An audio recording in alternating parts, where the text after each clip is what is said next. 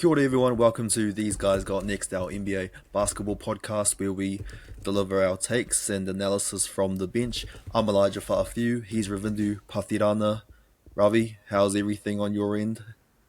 Yeah, man, awesome. I just heard some news about a couple of brothers. I don't know if you saw about it. High school boys. One brother had like 32 assists and no points, but 15 steals, and the other brother had 102 points in 22 minutes or something. I don't know Pretty why, exciting. for some reason I thought the Ball brothers, and I realized you were talking about 2025, so my mind was cast back. I may have come across that stat, but that's a really cool achievement from those guys. Yeah, man, just 2K badge grinding out those boys. Yeah, but that's exciting. Yeah, how about you? What's happening? Yeah, no. Well, apparently this week was NBA Rivals Week, which we're going to touch on later on. Yeah, the fact that you reacted like that tells me that you had no idea, and neither did I. But also this week, the NBA All Star starters were officially confirmed.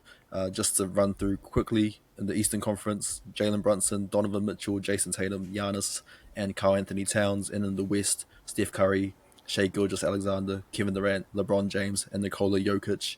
I guess safe to say not many surprises out of the starting lineup. I mean, obviously, some people thought LaMelo was going to be in because he led the fan voting, but unfortunately, the media votes played a big role, only voting him seventh out of all the guards in the East, which I thought was quite an interesting takeaway. Jalen Brunson obviously got the nod for the start. He was voted second by the media and second by the players as well, and obviously got third in the fan vote.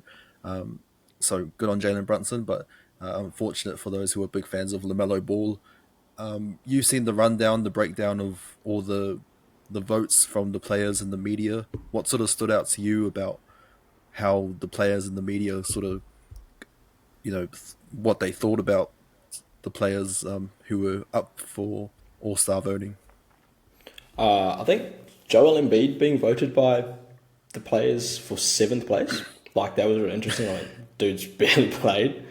I mean we're beating the same old drum here with bashing on Embiid, but yeah, that was interesting to me. And also the other biggest thing that stood out was Devin Booker and Norman Powell were tied for player votes, both at fifth equal. So that was really interesting. Just a question on the West though, like were you like at all surprised that Wemby didn't make it, given like the historic season he's been having so far? Slightly, only because I guess the one argument against Kevin Durant, who I think is the guy Wemby should have been in place of, is that the Suns are not as high in the Western Conference.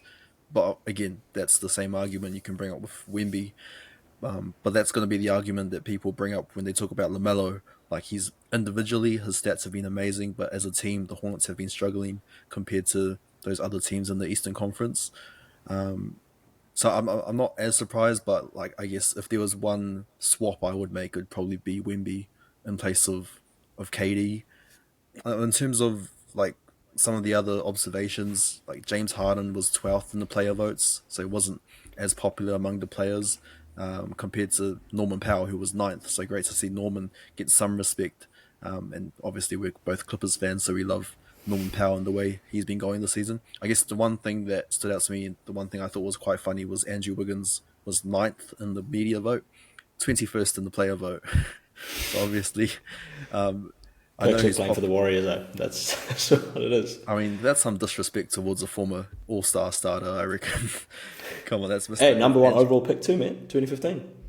Yep, the former Maple Jordan as well. So, yeah, that's pretty much all our takeaways there from the All Star game. They did confirm that the coaches are going to be Kenny Atkinson from the Cavs and Mark Daigneault from OKC, and it looks like an assistant from both the Cavs and the Thunder will also be head coaches of the other two teams, since it's a 4 team format.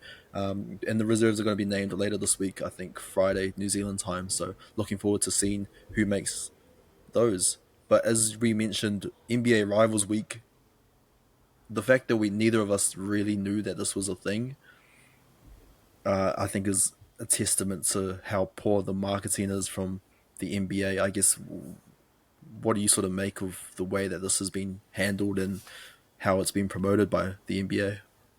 I think it's only been around for 3 years. so far. But again, yeah, it's a nod to the marketing because historically we know the NBA is one of the best leagues in the world given the amount of marketing they do to promote it. But the Rivals Week in a sense hasn't gone down well, just because I personally don't think there are true rivals in the league anymore. Like you look back to the 80s, 90s, like before our time, and you see like the Lakers, the Celtics, the Pistons being amongst that as well. Like there's like proper rivalries, but now doesn't seem like it. I know that probably ties into like the bigger issues around the NBA about how they seem too player focused and not team focused. And yeah, that it just adds on to I guess the plethora of issues Adam Silver's got to sort out, right? But what did you make of the sort of matchups that they pulled out for that week? Well, I guess when you start the week off with Knicks v Nets, which I guess the only reason that's a rivalry is because they're in the same neighborhood. The only thing that stood out to me about that game was that Sydney Sweeney was in the front row, and you'd expect some of these players to go off. Unfortunately, you had Mikal Bridges go off 3 from 13, Jalen Brunson goes 7 from 18, D'Angelo Russell went 6 from 17, Cam Johnson went 6 from 20. I mean, this game just needed Jordan Poole or something to turn up and make this game exciting. But I mean, the Sixers and Nuggets, like, what rivalry is that? Like, is it Embiid versus Jokic? Because Embiid hasn't played in Denver since 2019, so that's not really a rivalry. And in some of these other ones, like Wolves Mavs, is a playoff series from last year. Celtics Mavs was the NBA Finals from last season. Like, you can't just bring up past playoff matches and call that a rivalry because they played 6-7 games of a series. Like, that's the playoffs. Like, that's not a rivalry. So Like, and the Lakers Warriors thing as well, I just have to say, like, that seems forced. Like, I know Adam Silver knows that viewership's down. Okay, cool. Well, let's plug in LeBron. Let's get Steph playing each other and put it in, and put it around a thing called Rivals Week. So seems very forced to me. But maybe like a Cavs Warriors, like that was an elite rivalry. But again, the teams or the NBA seems to be player focused rather than team focused, which is a bit unfortunate. Yeah, it's funny you say player focused. I was going to make a suggestion around Rivals Week.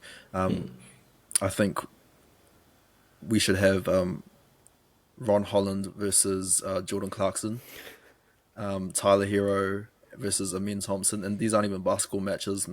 Just chuck them in the ring or something. That's the NHL, bro. Like, you see that fight recently? They were just throwing proper hands, like. Exactly. Yeah, I mean, that's the NHL thing. That's what stands out, and that's what draws in fans. So. And all the comments are just like, bring this to the NBA. We need fighting back in the NBA. So Joe Mazzulla might be onto something. Yeah. He's been talking about it all season, so he might have a point. So that could be a future suggestion there for NBA Finals Week, Rivals Week. So Adam Silver, if you are listening, please, for 1 week only, turn the NBA into the UFC, and then would be forever grateful. It's been a while since we last checked in on our picks for NBA champions. If you haven't tuned in throughout the episodes, then you know that, well, you wouldn't know that Rav picked the Knicks to go all the way, and I picked doesn't matter, but the New York Knicks. You sure you don't want to bring that up? No, we're not going to talk about. No, we're going to start with the Knicks first. I thought, as respect to you, Rav, we'll talk about the Knicks and how they're going at the moment. Only 5-7 this month in January, but still only a couple of games behind the Celtics, so they're still up there in the Eastern Conference. The big concern, I guess, for you would be the fact that 4 players are in the top 5 for total minutes played, and that's Mikal Bridges, Josh Hart, OG Anunoby, Jalen Brunson. Now, that's a big thing under Tom Thibodeau. Tom Thibodeau, where he plays the starters like all these minutes and pretty much runs them into the ground.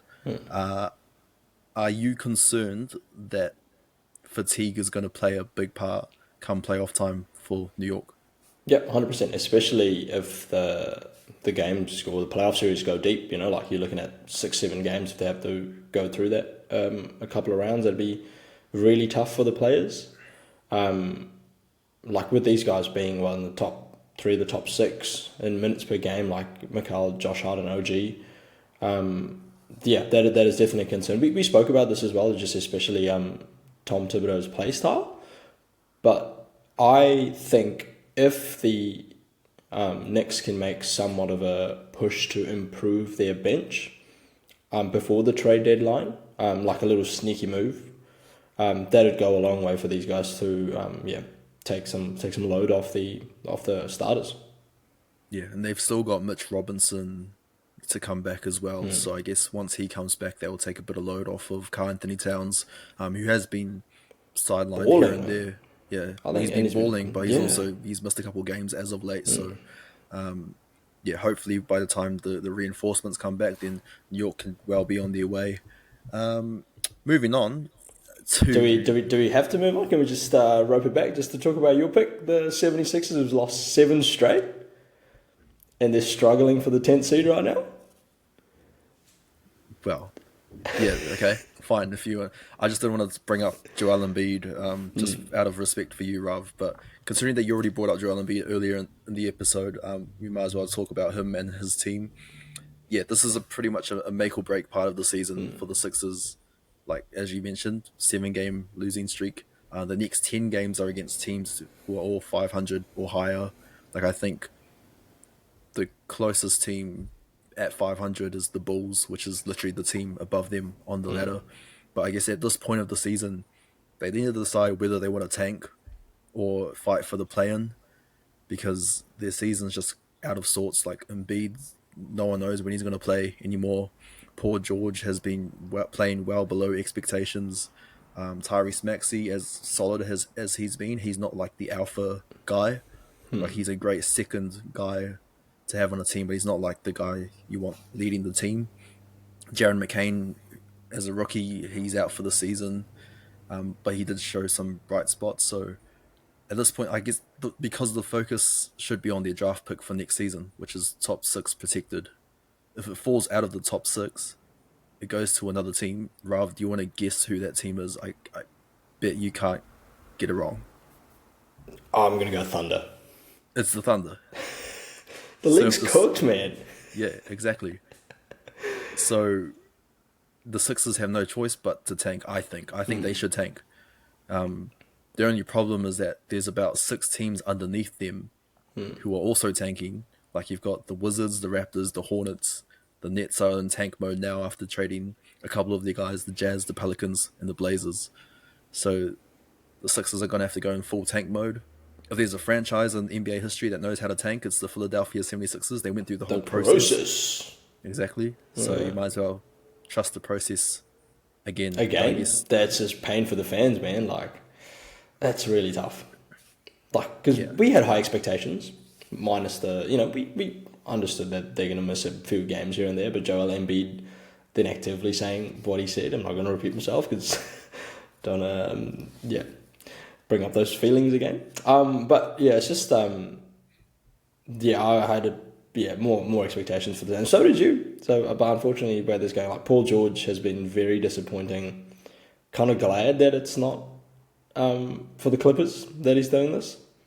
And objectively speaking, Tobias Harris arguably had a better season last year compared to him. Well, they're about the same. Like when you compare the stats, PG stats this season compared to Tobias Harris's last season with the Sixers, like they're pretty similar. So pretty much like the Sixers added another Tobias Harris and Paul George for a max. Was it a max contract? For a max, yeah. Yeah. So I guess for us as Clippers fans, it's a sigh of relief. But if you're Philadelphia, then yeah, guts. That's rough. Oh well, we can move on. We don't have to talk about them anymore. I guess in terms of my my own reputation, if the Sixers can make the play-in, then I'll feel a little bit happy. But for the franchise's sake, please tank. Anyway, I think one thing we do have to bring up in the Eastern Conference is the Orlando Magic, and the fact that ever since Paolo Banchero's come back, the team's been on a bit of a slide. They've lost 5 straight. They've lost 9 of their last 12. Yes, they've got Paolo back. Yes, they've got Franz Wagner back. But there's still a few injuries that are hurting this team. Jalen Suggs is the big one for me. Back injury. But he's also proven that Jalen Suggs is kind of the glue of this team. Like, he's the guy that the Magic really need, because he sort of leads the defense, right? There's the Oh, reason why big this energy team guy is. too, man. So that's very important for this team. So yeah, definitely holds them together. Yeah, and then there's a few other guys out. Goga Batadze and Mo Wagner's obviously out for the season with his knee. I think, I guess part of it, Rav, is that Paolo and Franz are both coming back from their torn obliques, so they're still trying to reintegrate themselves back into the starting side, and that takes a little bit of time, right? Yeah, 100%. And it'll just give a bit of time. Like we spoke about this when Chris Middleton came back off his ankle surgeries. Same thing, like, give them a bit of time and then they'll come right. And just got to have faith that the rest of the injuries kind of ease out throughout the rest of the season for these guys and they'll be able to make a solid push in the playoffs. How about Steve Kerr and Jason Tatum's awkward, well, not interaction, but it was a non-interaction post Celtics Warriors. Steph Curry and Jason Tatum having a little chat. Steve Kerr awkwardly standing behind. Obviously, for those who know about the Team USA drama, we say drama, but Tatum basically got barely any minutes or barely any time for Team USA. Yeah, what was your sort of, what did you make of that whole situation? Intentional, I reckon that was intentional. It was intentional, but like still has a bit of a grudge against it because you got to think like Derek White played way more minutes than Tatum did. But yeah, that was a funny watch, and to add like his feel to the fire, Jalen Brown was kind of in the He surrounding was area standing as well. there too. But yeah, man, yeah, that's interesting. I mean, I think JT Jason Tatum should have played a bit more, but Steve Kerr made a business decision not to, and he's got to put his ego aside and play for the team. I guess that's a main thing. I mean, they still came away with the gold medal, so I guess I don't know what difference it would have made if Tatum played or not. But I guess just seeing anytime Steve Kerr and Jason Tatum cross paths, it's pretty funny to Yeah. watch. Speaking of, man, I don't know if you saw the documentary for the Olympics. The trailer dropped Yeah, recently. Yeah, that was a good watch. I'm excited for the 18th of Feb. So yeah, definitely looking forward to watching that. yeah, because I think there was a bit where Kevin Durant was talking. Well, other international teams were talking about the chemistry that they have, and Katie replied, "Like, is that gonna work when you're guarding Steph Curry?" Like Didn't that was work, a great obviously. quote. Yeah. Obviously, didn't work, but yeah, spoiler for anyone who hasn't seen the Olympics, but yeah, that was a great quote there from KD, and yeah, definitely looking forward to seeing that on Netflix. In terms of the rest of the week, some other observations. I've said in the past that if the Mavs were to fall in the fifth or eighth seed in the West ahead of in the playoffs, that they would be the team to watch, and I wouldn't want to face Dallas. They've shown that this week. They've beaten the Thunder twice in 1 week, which I think is very impressive. Now, looking at both of the games, the first game there was no SGA, so you could say what you want about that contest.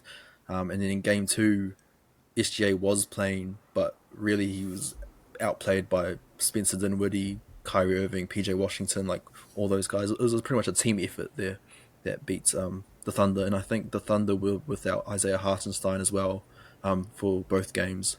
But I guess for you, what sort of stood out to you about the way the Mavs have been playing, or at least how they played against OKC this week?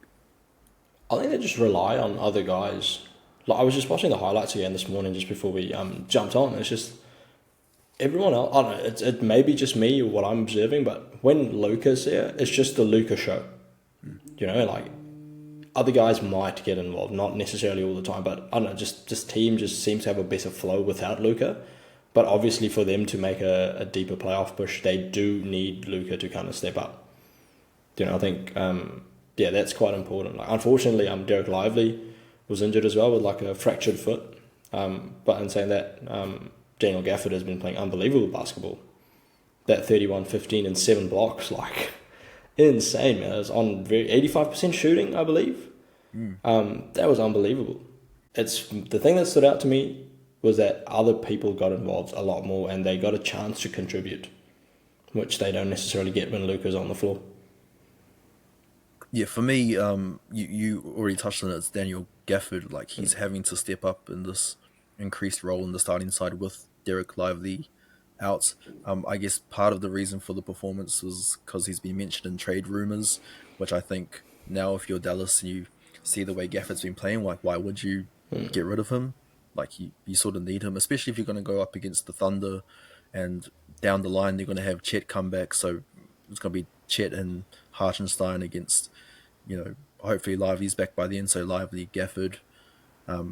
So they sort of need those bigs. I mean, they And just even got if Gafford too, so just had fair. Like they got him last season from the Wizards. yeah. So why give up on him Yeah, exactly. after a year or so? So yeah, but that's very impressive from the Mavs to beat OKC twice this season when teams have struggled all season. Nikola Jokic, speaking of dominance, what a performance against... Now, obviously, Nuggets Kings, we talk about Domantas Sabonis and the performance that he had, 23, 19, and 8.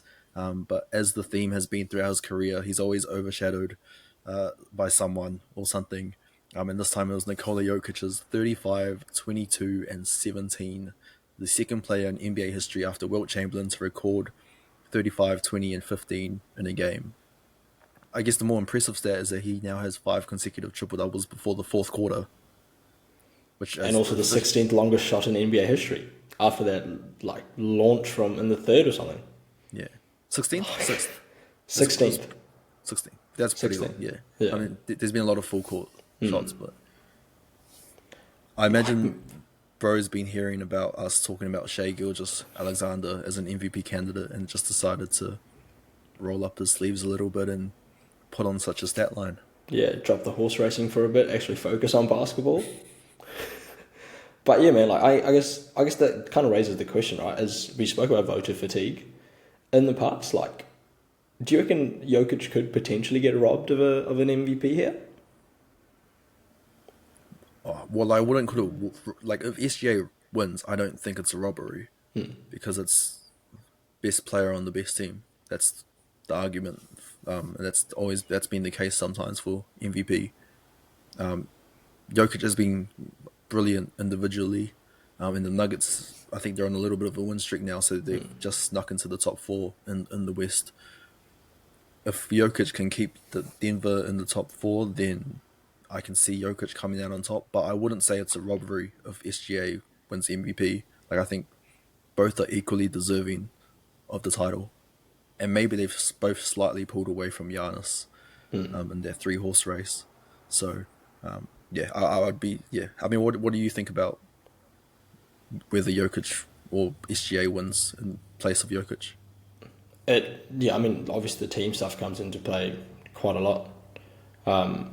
But voter fatigue could potentially set in, especially if the Nuggets keep performing the way they have been. With the resurgence of Russell Westbrook we spoke about last episode, which allows Jamal Murray and the other guys to kind of step up and play better, for lack of a better word. But yeah, man, I think, maybe robbery was the wrong word, but I definitely think it's going to be a very tough matchup between 1 and 2. Yeah, for sure. I mean, I guess if we look at how the media voted for the All-Star game, Jokic was first among media votes. Shai definitely would have been first among guards as well. So obviously the media has a big say in terms of who wins MVP at the moment. Yeah. It seems pretty even. So we'll see down the line how their MVP race plays out. I can tell you someone who's not going to win MVP this season, and that is Jimmy Butler over in Miami. The saga continues. At some point, it's going to have to end. But the latest episode is that he was suspended for 2 games for missing a team flight. So he just did what Zion has been doing. But Zion got 1 game, so that's rough for Jimmy Butler. I guess the reports keep changing about where Jimmy does and doesn't want to play. At this point, I don't actually have a clue what his destination is or where he wants to be. The Phoenix Suns is the favorite, obviously. There's reports Bucks saying could come into play as well, I've heard. Yeah. He doesn't want Memphis, which I think if you're a Grizzlies fan, breathe a sigh of relief because you don't want Jimmy Butler coming into that young, hungry roster that you've built up over the last few seasons.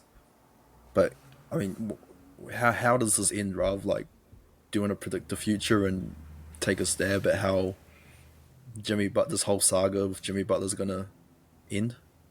I think it might come down to like a 4, maybe even a 5 team trade just to facilitate this contract. Because if he wants to go to the Suns and Beal, opts into or considers his no trade clause, then they'll have a lot of like a team to partner up with to make this trade happen. That's kind of the biggest takeaway from this. Or my prediction is it will happen. Jimmy will end up in the Suns, but it'll take a lot of effort in the back end for that to come. And there's a lot of ifs and buts beforehand as well. Well, the Suns did make a sneaky trade this week with the Utah Jazz. They sent their 2031 first round pick to Utah for 3 first rounders. So it's pretty much the least favorable picks between the Cavs, Wolves, and the Jazz. But basically, they got 3 first round picks, basically. And it's basically just to give them more ammo to try and pull off a Jimmy Butler trade, because teams love draft picks, and the Heat will love taking on those 3 first rounders if possible. I mean, speaking of sneaky trades, man, they got Nick Richards from the Hornets and the Suns roster now. Yeah, we didn't talk about. We have actually touched on that actually. No, considering the way Nurkic has fallen out of favor, and they don't really have a big there. Yeah, Nick Richards was quite a sneaky move. Yeah, and it seems to be fitting in well. So hopefully it pans out for both the Suns and Nick Richards as well. And I guess the good news of your Miami's with the whole Jimmy Butler thing going down is that we've seen the emergence of the rookie Kalao Ware. Now, I did bring up his name before the season because he stood out in the Summer League. He helped them win the Summer League with his play. He's been part of the rotation since late December, and his minutes have been climbing. And this week they've started playing him alongside Bam Adebayo, and that partnership, that front court's been working out quite well for Miami. And Khalil's been a huge standout. 2015 2-block game. The only other player to do that in their first start is David Robinson, so not bad company for him. But I guess having a guy like Khalil Ware pair up with Bam Adebayo, that must do some good things with your Bam Adebayo, considering the way that Bam's been playing this season as well. Yeah, man, I think it should open up a bit more scoring for him. Just relieves him a bit of that defensive anchoring in the paint. Well, hopefully we see an uptick in scoring for him. Yeah, that's kind of the main thing. And it's nice that they have like a couple of young guys, heroes performing really well, and now Khalil Ware's kind of up and coming. Bam's there. Well, it just seems to, if they can get rid of Jimmy here, like that'd be massive for these guys moving forward, help them build a proper identity with guys who actually want to play for this team. For sure. And I asked you about what the end game is for this Jimmy Butler saga. Like, the worst case scenario for Miami is if Jimmy opts into his contract in the offseason and Miami can't find anyone to trade Jimmy with, because that's going to mess with their salary cap. And it's probably going to lead to the Heat having to release one of their guys. It looks like it could be someone like Duncan Robinson that falls out of favor. So I guess if Jimmy wanted the ultimate revenge on Miami, he could do that. But I guess for his sake and his career's sake, he sort of moves on and becomes the bigger man. Yeah, but that's interesting, man. Like, he doesn't want to play for this team yet. He put his heart and soul into this team in the bubble. Against that Lakers run, like playing 48 minutes and push the game into overtime, and there's that iconic photo of him like hunched over. But interesting how 5 years can do this much damage to a person against the team. So yeah, I thought that was quite interesting, the way he's kind of going on about stuff, especially given his history. And I think, was it the 23 or 22 playoff run with against the Bucks as well? That was electric, man. Like, he wanted to play there amongst these guys, and now all of a sudden going, nah, I'm done with Miami. So yeah, interesting. Yeah, for sure. Since it can happen in this short space of time, unfortunately. But that's how things go in the NBA. Rav, were there any other things that you observed this week before we finish things off with the quick fire? What sort of stood out to you? Yeah, man, just 2 things. One of them, Darius Garland, unfortunately the spotlight was too bright for him in that game against the Rockets, where he had an opportunity to ice the game with 3 free throws when Tari Eason stepped into his landing space, but went 1 from 3, considering he's a 90% free throw shooter this season. That was really unfortunate. And they had a 19-0 run, so I don't know if this raises any questions for the Cavs. Like, the Rockets were scoreless for about 7 minutes late in their game and still walked away with the win. So that was really interesting. And this is more of the not necessarily playing, but I thought it was quite funny. Maybe all the fans know that Jalen Green's, who's 22, his baby mama's 40, and the baby mama bought her son Nico Howard. Do you want to guess how old Nico Howard is, Eli? I'm gonna say 22. He must be the same age as Jalen, or around about. Yeah, man, he's 22. Like, I was just reading the articles and stuff, and someone was like, the stepson and the stepdad can bond over childhood memories. God. Like, mate, that was terrible. But yeah, no, well, Jalen Green, you make your choices, brother. It's the baby mama Hall of Fame, Jalen Green. Because wasn't it earlier in the season we had Anthony Simons and was it Brandon Ingram? Yeah, Brandon Ingram had a little fight as well. Head Yeah. to head, and they have the same baby mama. Okay, well, that's the NBA for you again. That's fun times in the NBA. We're gonna finish things off as always with the quick fire. Rav, I'll count you down. I will ask you the first question. So here we go in 3, 2, 1. Ravi, who will be the 4th person to join the NBA dunk contest after Stephon Castle, Matas Buzelis, and Andre Jackson Jr.? I'm going Shaden Sharp or Mac McClung. Eli, who'd be the biggest snub from the All-Star game? I think, Sabonis is easy, but I'm going to say I think Trae Young, one of the guards. Right now, Rav, what do you think is the biggest rivalry in the NBA? I reckon Hawks Knicks, just because of Ice Trae. Nice. Eli, who do you think will be the All-Star game MVP? Easy answers, Giannis, because that guy just gives 100% wherever he goes. And Rav, what's your game of the week? I'm going Knicks Nuggets. How about you? Hawks Cavs. I want to see if the Hawks can beat Cavs for a 3rd time this season. Cool. And that's pretty much time. Rav, thank you so much for joining me again, as always. And thank you guys for tuning in, listening to us on this episode. And make sure you follow us on Instagram, YouTube, and all the other social media platforms. But until then, we got next and Matiwa.